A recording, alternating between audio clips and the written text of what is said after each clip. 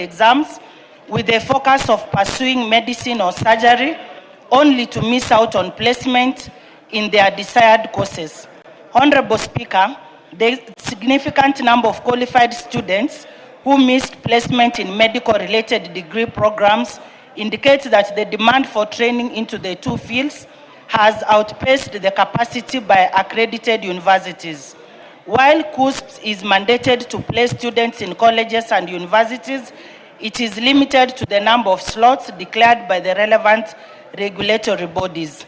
The situation raises concerns about the adequacy of training capacity for medicine and surgery programs, transparency or placement criteria, and the country's preparedness to meet future healthcare training demands and needs.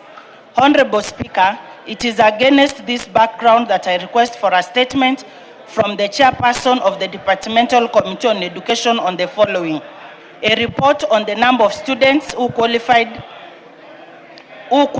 for admission into medicine and surgery programs in 2025 placement cycle compared to the number who secured placement based on available slots in public and private universities.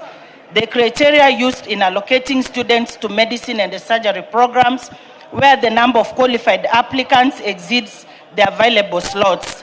Number 3, measures being undertaken by government to expand training capacity for medicine, surgery, and other highly competitive professional courses. And lastly, long-term plans by the government to increase investment in medical education and training institutions in order to address the shortage of healthcare professionals and ensure that qualified students are not locked out of pursuing their preferred careers. I thank you, Mr. Speaker. Thank you, Doris. Chair Education. Order members. Order members. The consultations are too loud.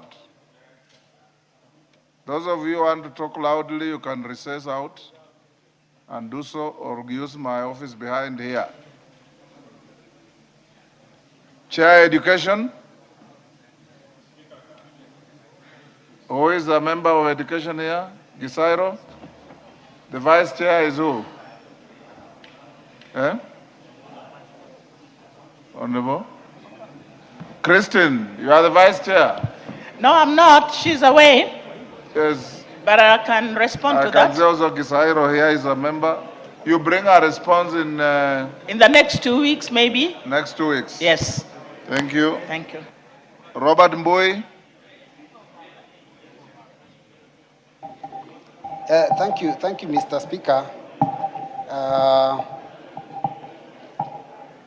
Honorable Speaker, pursuant to the provisions of Standing Order 44-2C, I rise to request for a statement from the chairperson of the Departmental Committee on Environment, Forestry and Mining regarding the issuance of permits and licenses for mineral reconnaissance, prospecting and exploitation rights within the coastal counties. Honorable Speaker, Section 32 of the Mining Act, Cap 306, categorizes mining rights into large-scale or small-scale operations. Large-scale operations include reconnaissance, prospecting, retention, and mining licenses, while small-scale operations include operations on prospecting and mining permits. Honorable Speaker, there have been reports of planned prospection and exploration of minerals in the coastal region. Notably, most of the land earmarked for mineral prospecting and exploration by both local and foreign-owned mining companies comprises privately owned land. This has led to concerns regarding instances where permits and licenses have been allegedly issued to applicants without adequate public participation, prior consultation, or agreements with the registered landowners on the modalities of the activities.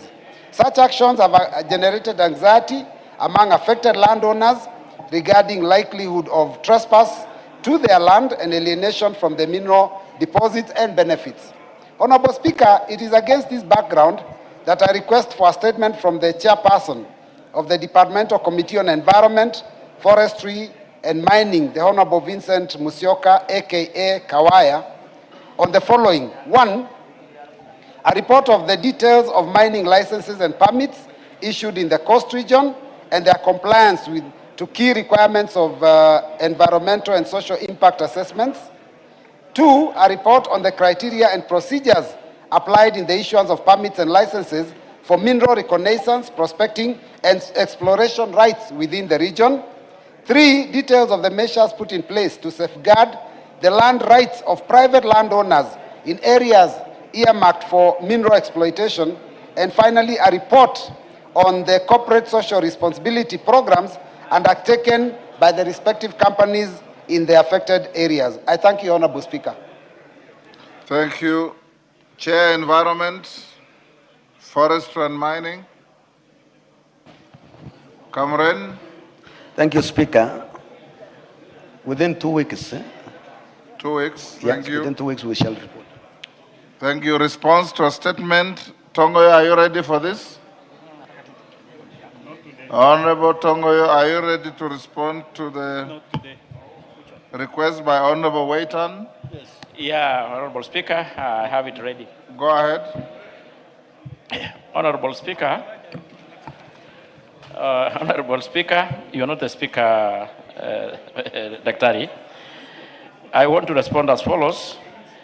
On the 23rd April, at around 7:20, Mr. Harun Abdi, an employee of the victim, reported at Pangani Police Station that Mr. Muhammad Abdir Ismail had allegedly been abducted by an unidentified armed man.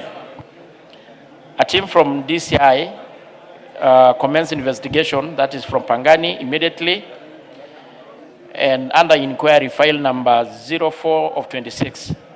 And they visited the scene where they interviewed witnesses and collected relevant evidence. And they also circulated the missing person report to all police stations in the country. During the visit to the scene at the old race course estate within Kariokor, investigators established that there was no CCTV coverage in the immediate vicinity or surrounding buildings that will have assisted in the investigation. The witnesses interviewed confirmed that the victim was accosted by the 6 unidentified armed men who forcibly bundled him into a white double cabin pickup, while the second double cabin vehicle provided support. The registration number plate of both vehicles were concealed. The further mobile number data analysis on the victim's number established that the last active signal was traced along Desai Road, approximately 1.2 kilometers from the scene, after which the handset was switched off and has remained inactive since then. So far, the investigation team has been unable to get any positive leads that may assist in the locating or rescuing the victim and the identification, apprehension of the abductors. I therefore implore anyone who has information on the whereabouts of Muhammad to report to the nearest authority, and the same will be treated with the confidence. Meanwhile, investigation into the same matter is still ongoing.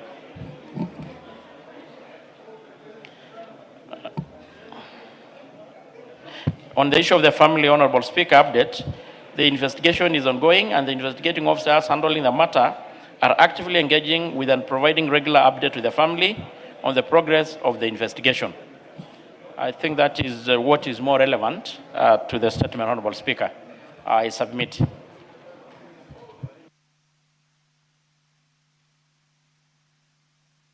Done, Tongoyo. Waitan. Thank you, Honorable Speaker. Honorable Speaker, going through this statement, you will see that there are people out there to play around with the lives of Kenyans.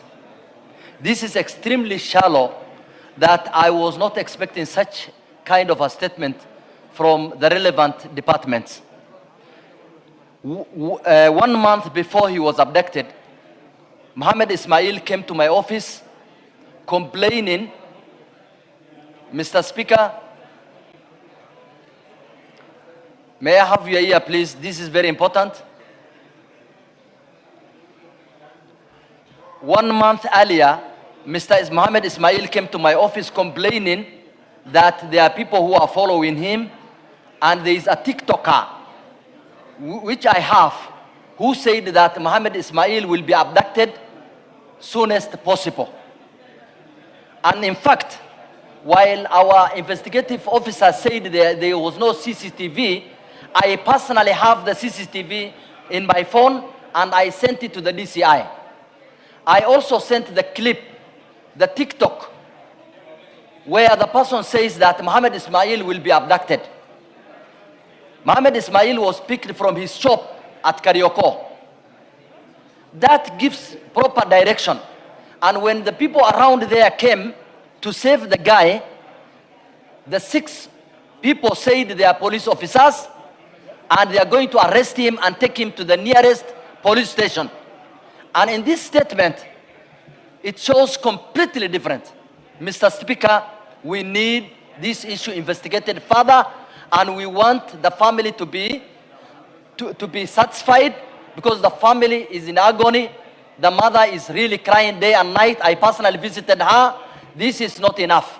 This is not enough at all. After waiting for 1 complete month, the day I presented this statement, I think we are now over 1 month waiting this statement. And what is brought here is unsatisfactory at all. Thank you, Mr. Speaker.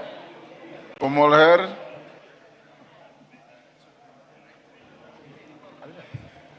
Thank you, Speaker. I would want to also comment on this. Tongoya, are you listening to the Matter. interventions? Mr. Speaker, several statements similar to what Mheshimiwa has brought were raised on this floor, myself included. As we speak in Garissa, we have 4 young men who are still missing from the Liboi area, who were arrested. Police came with unmarked vehicles, abducted them, and when we follow up and raise statements, go to the police station, we are told they will either be released or they don't have them. Then what happens after a while is these people are now released or abandoned in the nearby bushes by the same police officers who claim to not be aware of this situation. Mr. Speaker, Article 49(1)(f) on the Constitution states that somebody must be released within 24 hours after being arrested and arraigned in court. Mr. Speaker, this is not happening. The police officers are not following their code of conduct. From where we sit as the representatives of the people, we are worried. Sometimes bad people use a similar method that the police officers are using to arrest people who they have individual issues with. So we do not know who is conducting this kind of arrest. Mr. Speaker, the fight against crime must not come at the expense of constitutionalism. I demand from the committee to assist us to provide tangible answers so that we are able to protect these people, we are able to protect both criminals and the good among the community, so that we are able to know what's happening amongst us. Thank you, Mr. Thank you, Mr. Speaker. Mr. Speaker, abductions, disappearances, goonism have no place in the modern day Kenya. Mr. Speaker, the trend, the reason why we have a very good constitution, Mr. Speaker, is to make sure that those individuals who are alleged to have committed crime be subjected to the rule of law. Mr. Speaker, in this era, and I'm sure you must have heard recently, people just, so-and-so is missing, so-and-so has been abducted, the police are asked to carry investigations, then the investigation just ends there. Mr. Speaker, I have gone through the answer here. That answer, I don't know how to describe it. I'm sure that my friend Togoyo here, from his face, is not satisfied with the answer. Isn't it the high time that this is now subjected to further investigations through public hearing, so that we know, the family and Kenyans know the whereabouts of Mohammed? Because as it is, the MP has just, his MP has just said that he has the CCTV. The police are saying they have not seen the CCTV. Isn't that time that even the MP is called so that he can avail the CCTVs and all the other messages to the committee, and the committee can come up with a report instead of now relying on a one-sided report from maybe the very individuals who are alleged to have abducted. But Mr. Speaker, this House, through this committee or the House itself, must make a deliberate pronouncement. Criminal responsibility is individual. Abductions must end. It's unconstitutional. It's actually, it's totally unacceptable in the modern day Kenya. And therefore, Mr. Speaker, I want to request you to urge the chair to make sure this abduction or this report is further subjected to further investigation so that we get a good report that will satisfy everybody. Thank you, Mr. Speaker. Robert Mbui.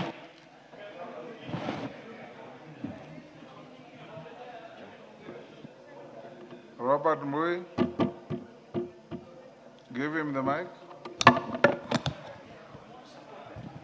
Thank you, Mr. Speaker. Mr. Speaker, I sympathize with the family and relatives of Mr. Mohammed Ismail, because this is really a major issue. And I listened to the chair when he was giving his response. And Mr. Speaker, one of the things he mentioned is that the general public is being asked to give information.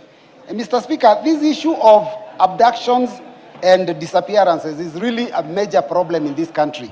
In fact, I'll tell you, Mr. Speaker, soon after people disappear or are abducted, we have started seeing bodies appearing in different parts of the country. Mr. Speaker, recently, some time ago, we had the bodies found in Kitui. Just about a few days ago, there were bodies found in my own constituency, unidentified bodies, Mr. Speaker, which causes an alarm to the people that live in these areas. So, Mr. Speaker, I think this issue of disappearances, we must, as a country, come up with a way by which anyone who gets lost, that information can reach all and sundry. So that, Mr. Speaker, that person can be found. It could be an innocent issue of someone getting lost. But, Mr. Speaker, sometimes even if they are abducted, they could be spotted in a place and it can be, that issue can be nipped in the bud. Mr. Speaker, I want to propose a system where anybody who is reported missing in any police station in this country, there is a centralized place where that information is relayed, and then it is publicized through all media so that every Kenyan can know that a certain person from a certain area is missing, so that, Mr. Speaker, as a country, we can start getting rid of this problem. So, Mr. Speaker, I support this petition, this question. Yes, Hassan, after Hassan Tongo, you then can respond to those Thank you, Mr. issues. Speaker. I wanted to add my voice to the concerns about the statement that was presented by Mr. Waiten regarding Mohammed Ismail. Mohammed Ismail is my former constituency manager and is from my constituency of Kamkunji. I know him very well and I have visited the family. On the day that he was taken by people from the security services because he resisted arrest. The neighbors were witnesses, and only when they identified themselves as members of the police force did he accept to go with them without any resistance. But in any case, even if this argument holds any water, that in fact he is not in custody, is the fact it is the responsibility of the government to protect its citizens. And it is up to this particular government Ministry of Security to search if he is not in detention, who has detained him and where he is. That is a right Kenyans expect out of their government. So to say we do not know where he is and who is holding is first of all not rational, not acceptable, not true. But even if it was true, then the onus is on the government to get him, to get the criminals who have taken him and to bring them to book. But the second element is that we have so many of these abductions, Mr. Speaker, in our neighborhoods. People are taken every other day. There is something wrong. These old dark days of detaining people using forces that are not in uniform is widespread. And if it is not addressed, it's going to be a major concern, a major human rights concern. So we are calling for the release of Mohammed Ismail with immediate effect.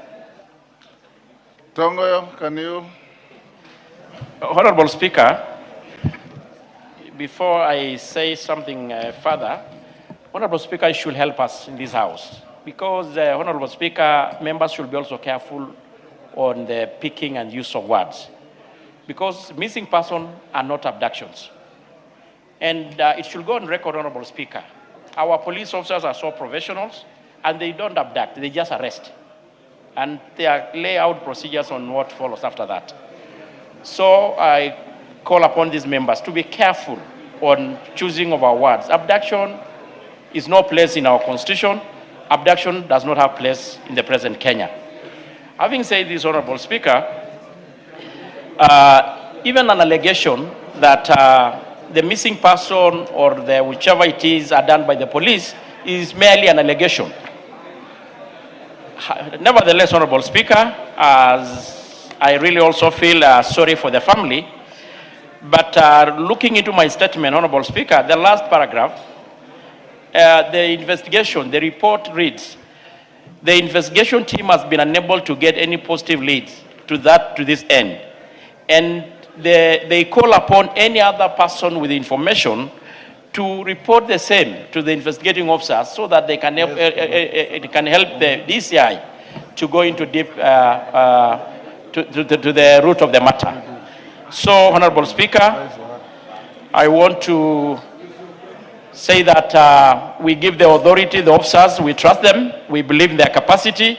There's a point of order from Waitan. Yes, Waitan, what's out of order? Speaker, is the chair in order to say that we should not use abduction while it is really an abduction, because that is the only time when you know the person is arrested, then you know where that person is taken, whether it is Bangani, the nearest police station, or any other police station. But in this case, we don't know the whereabouts of Mohammed Ismail. That is the true fact. And in fact, as clearly put by my colleague Yusuf, that when it is only the time they identified themselves as police officers is when he accepted to go into the vehicle. Before that, he could have defended himself, the neighbors could have defended him, but when they introduced themselves, he accepted to go in. But up to now, we don't know the whereabouts of Mohammed Ismail. Thank you. That is not an arrest. Tongoyo. Speaker, let me suggest this way. The member who had raised the question is a member of my committee. We may be having the minister who actually will be in a proper position to respond to this in a week's time, be appearing before the committee on a different agenda. So I would suggest, I need your indulgence, if we can able to process during the committee session. That is better. And Waitan, you can then place those videos you claim you have before the committee for assistance. Honorable members in the Speaker's Gallery, we have Cheborge Boys Secondary School from Bureti, Kericho.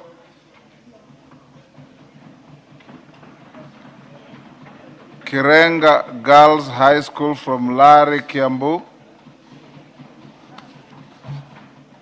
In the public gallery, we have Dominion Hope Academy from Kiamba, Kiambu. And St. Ronan Munyu High School from Kieni, Nyeri. On my behalf and on behalf of the House, we welcome the students, their teachers, and those accompanying them to Parliament. Member for Lari, Kahangara. Yeah. Thank you, Mr. Speaker, for giving me the opportunity. Allow me, on behalf of the members, to welcome the students who have visited Parliament, and in particular Kirenga Girls from my constituency. It is one of the most disciplined schools where students decided to stick in school while others were going on strike. And I want to urge them to work very hard in their education, keep up the discipline.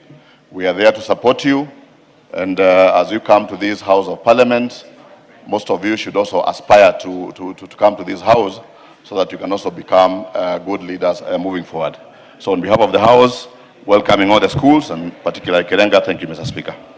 Thank you. Is member for Bureti in the House? Member for Bureti is not in the House. I, together with then PS Akayo Cheriot, started Cheborke Boys School way back in the 80s. We welcome them. Next order. Order number 8, procedural motion, reduction of a publication period of a specified bill. Honorable members, we now have just hold, you have some more. Oh yes, sorry, I had given Honorable Tongoyo an opportunity to make a short personal statement. Go ahead, Honorable Tongoyo. Thank you, Honorable Speaker. I'm going to be short. Honorable Speaker, this is a statement of appreciation.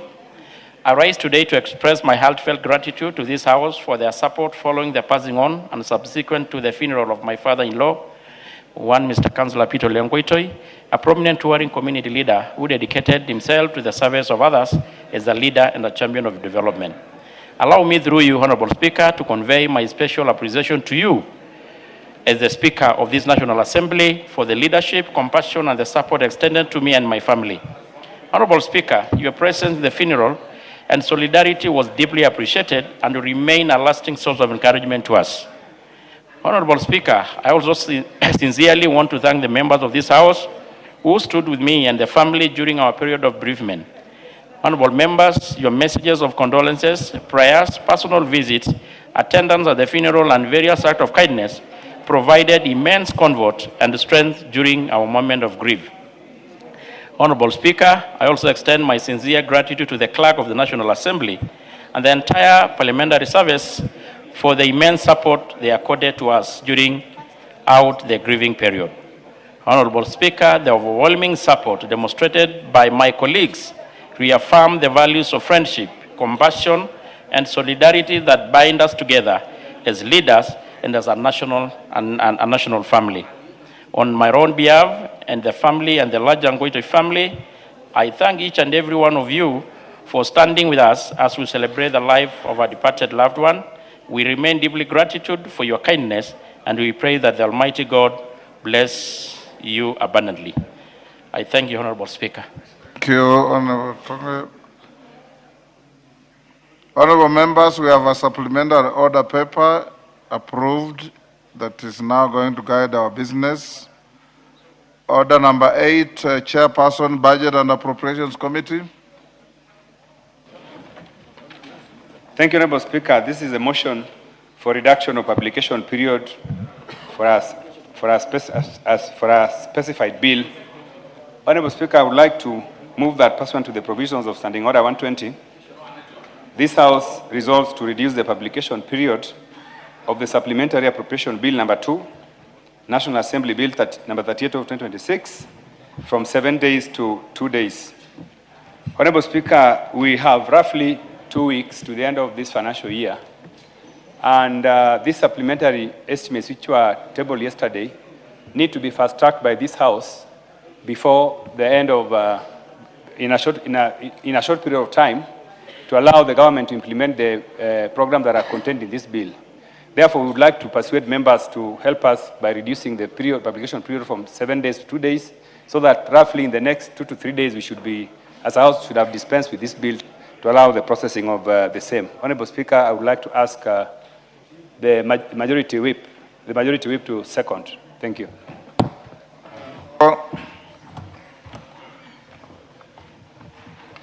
Thank you very much, Honorable Speaker. Honorable Speaker, this is a self-explanatory procedure.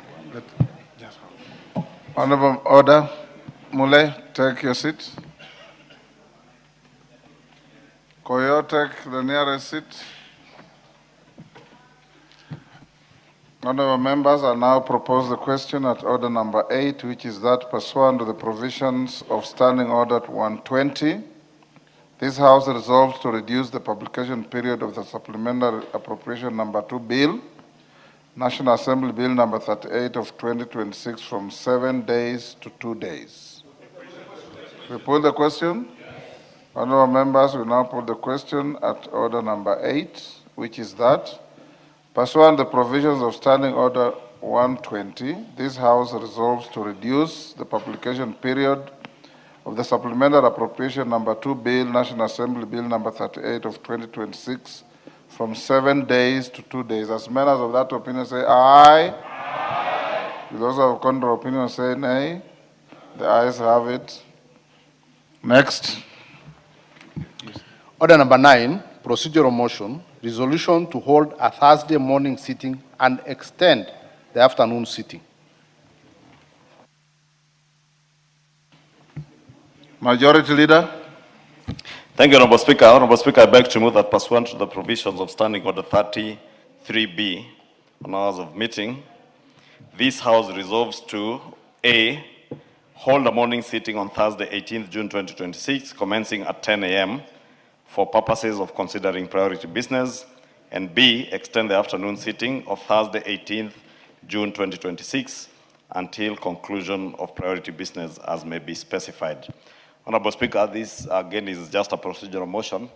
As you are aware, the Chairman Budget and Appropriations Committee has just reduced the publication timeline for the supplementary appropriations bill, and considering that we are just 13 or so or 12 days away from the end of the financial year, we need to prioritize some of this business and conclude with it before the financial year comes to an end, so that if there are any exchequer releases that need to be done, they are done before the end of the financial year. Thank you, Honorable Speaker. I beg to move and urge the House to support this procedural motion, and I wish to request the Honorable Kenyan, the Father of the House, to second. Kenyan. Thank you, Mr. Speaker. I stand to second. Thank you.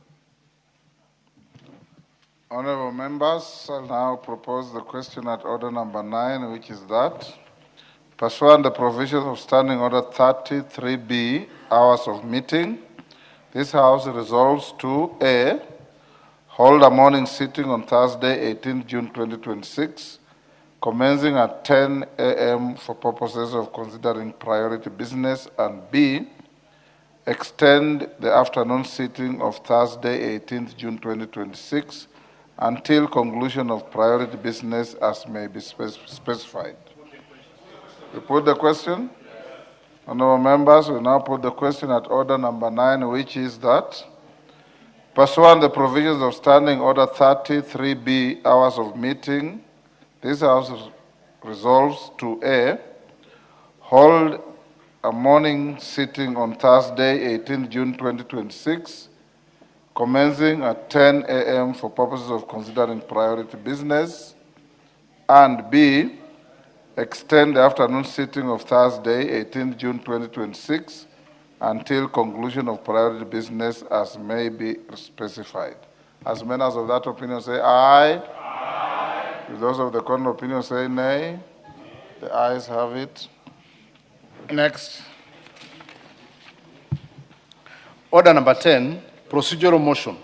Chipkonga. Extension of a period for consideration of 29 statutory instruments. Honorable Chipkonga.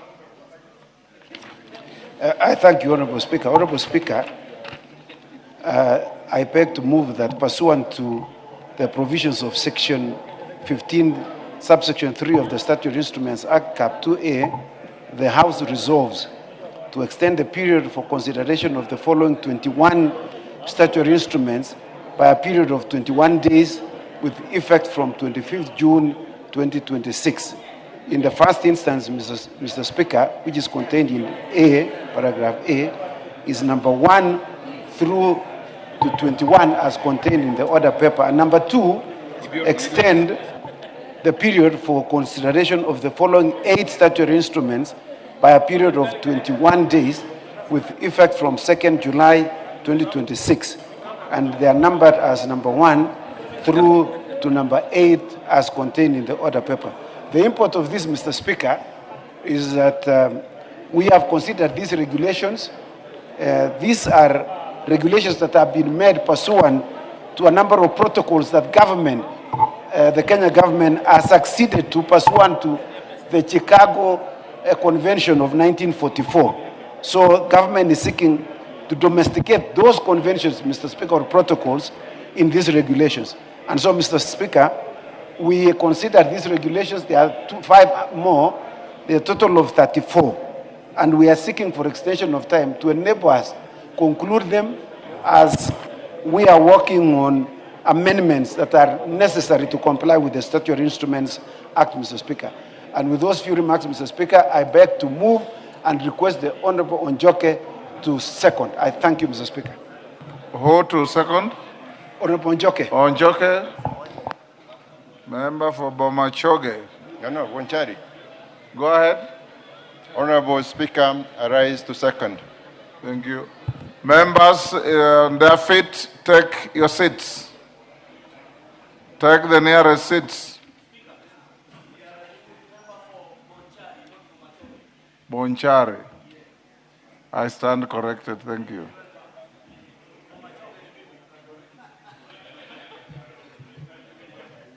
Mbunge wa Bomachoge ni wewe, Bomachoge si wewe.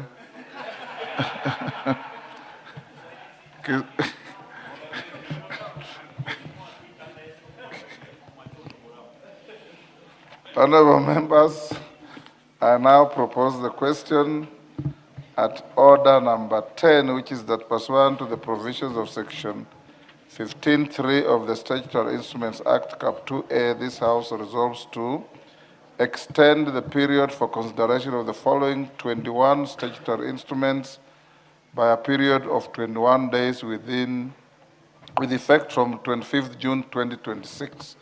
All the 21 are listed on the order paper. And B, extend the period for the consideration of the following 8 statutory instruments by a period of 21 days with effect from 2nd July 2026. Again, all the 8 are listed on the order paper. Do we put the question? Yes. Oundo, what is it? You want to debate this? No, I don't want to debate. Probably it's possible that when the chairman was moving, we got distracted. There were quite a number of people, colleagues in front of me. Is it possible that the chair can repeat the reason why they're extending, just for record purposes, so that we also understand? He said so. Yeah, that's why I was saying I'm seeking indulgence. There were so many male colleagues who are standing around here. Thank you. Honorable Oundo. Honorable Oundo, that's why we have the Hansard that records verbatim every word said here, and it goes on to record in